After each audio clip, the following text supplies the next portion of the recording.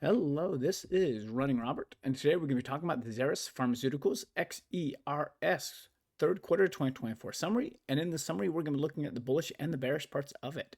Today is the 11th of November 2024.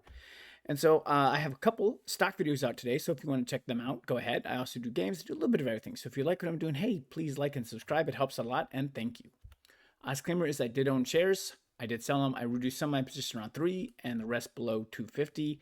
The stock eventually ended up going to like 175 or less. So at the moment, it was good. Is a good call, but now maybe not so much. I'm an amateur investor, and any advice given should be followed up by your own due diligence, and any information given is valid for today, the 11th of November. This slideshow will not be updated, but as we get new news, new slideshow. So let's just go right into the products. That's probably the easiest way to do it. So Gvoke was 20 million in quarter two, 22.9 in quarter three, $2.9 million difference. Keveyis was 13.1 down to 12.1. Now that has a generic in there, so we are expecting to see a loss of value in it, but it's been holding up pretty steady. And then Recorlev up from 17.7 million for this quarter, up from 13.3. That's a $4.4 million increase. That is very healthy. And then the EU Gvoke was pretty much stable at about 1.4 or 1.5 million. So overall, they gained about $6 million in sales. So that is pretty impressive. Definitely something that is good going forward. So they ended the quarter with 16.9 million. So their net loss was 15.7. That's up from 15 in quarter two. So a little bit up there. They have tightened their revenue, so they now believe 198 million to 202 million in total revenue for 2024. That is a tightened revenue from 190 to 200, which was their last one. So that's really good that they're pretty much on the high end of that value, and they might exceed it.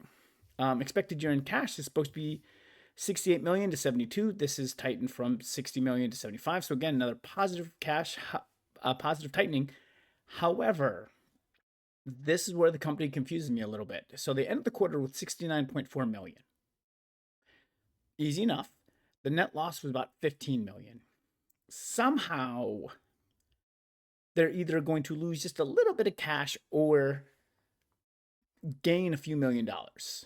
So it is very strange. There might be something that is going on behind the scenes, but we do not have access to it. It's just very strange that they're pretty much calling that they're not going to really have any loss in the fourth quarter. So the debt is due 15 million is in 2025, 34 million in 2028, and then 200 million after 2028. So debt is okay for the next couple years, but again, that 200 million after is looking a little scary. So the products, so as I said, for Gvoke, overall successful quarter, up $3 million. This product just continues to have a good trajectory up. You know, it's not going to be a sexy pick, but it's definitely going to be a very solid pick. Keveyis is successfully fighting the generic with a small decrease. And again, we're going to have to look forward to see if they can keep it up. And they really do a good job here. So this is like an orphanish drug, not a lot of patients on it. So they have pretty much, you know, even though they're more expensive than the generic, they have a lot more stuff behind it. So they have a lot of patient services and stuff like that, which for the moment has kept them in the fight. So, I mean, it's pretty much like, hey, if you can only afford, you know, $1,000 per month for the drug, well, that's all you can afford. But if you can get two, then you have a lot of these benefits that go into it. And a lot of people are seeing these benefits and are like, okay, I'm going to go with that. Now, that is just random numbers, not really drug pricing. So, Recorlev, better growth, but this is the key to the company's survival. If they can continue to ramp it up, it'll be good. And then EU Gvoke is never expected to be a huge part, but it's always going to give a little bit of money to the company. So pipelines and partnership. Before we get into this, there was no mention of anything about the partnerships going on in the 10K or 10Q or the report other than we are working with the partners. They have 3 partners going on. So they have a deal with Amgen for Tepezza, I think is how you pronounce it. This is by far the biggest driver of the stock going forward, as the drug currently sells between $1.5 and $2 billion. However, no news this quarter. We're working with Beta Bionics. Not much is known about the deal, and I really will put minimum or no value to it at the moment because Beta Bionics is a very small company. Amgen, Regeneron, much larger. So they completed both formulations for Regeneron. Stability is currently on place.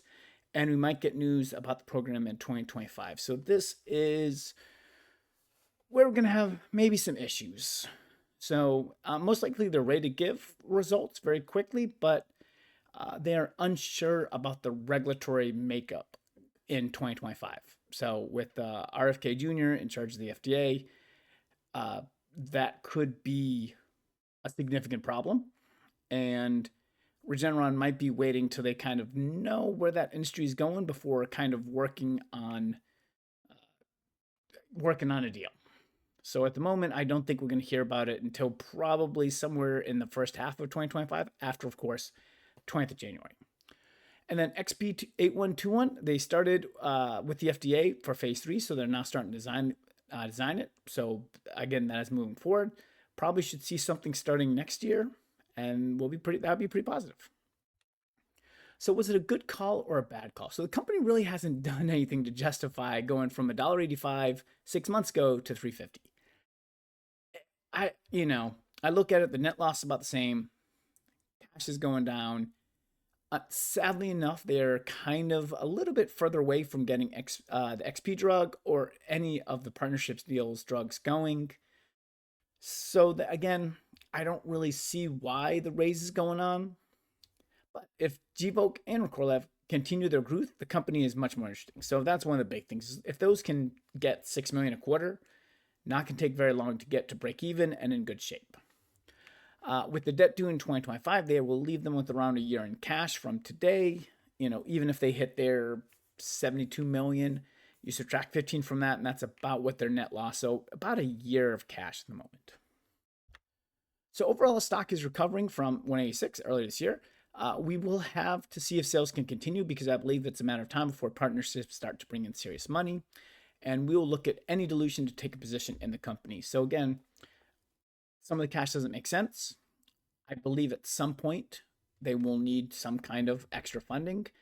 Again, I don't know what the deals are going to bring in with the new changes at the FDA.